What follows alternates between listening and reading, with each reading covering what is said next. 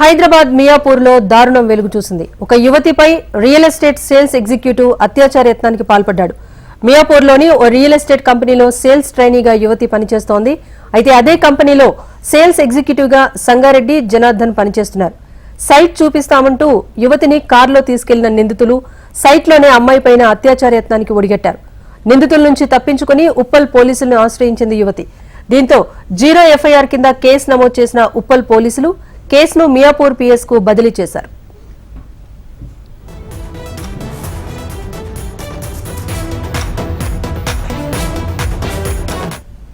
ఇదే అంశానికి సంబంధించి వివరాలు మా ప్రతినిధి అమరేందర్ అందిస్తారు. అమరేందర్, చెప్పండి, మియాపూర్ లో జరిగిన ఈ ఘటనకు సంబంధించి పోలీసులు ఏం చెప్తున్నారు? హైదరాబాద్ మియాపూర్ సంబంధించి యువతిపై అత్యాచారం చేశారు. దీనికి సంబంధించి ప్రస్తుతానికి పోలీసులు దర్యాప్తును వేగం పెంచారని చెప్పుకోవచ్చు.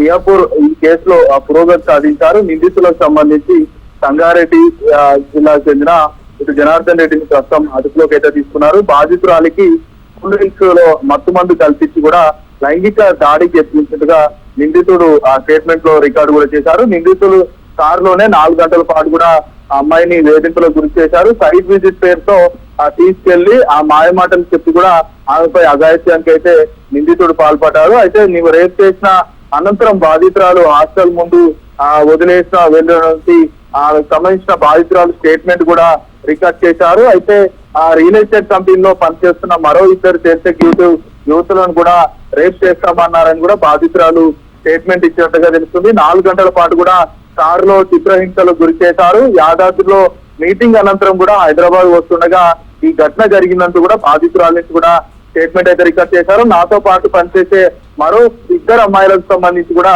ఇలాగే చేస్తామని నాతో చెప్పారని కూడా ఇప్పటికే బాధితురాలు ఆవేదన వ్యక్తం చేసింది. ప్రస్తుతం బాధితురాలకు సంబంధించి చూసుకుంటే ఆమెకు పోలీసులు వైద్య పరీక్షలు కూడా పూర్తి చేశారు.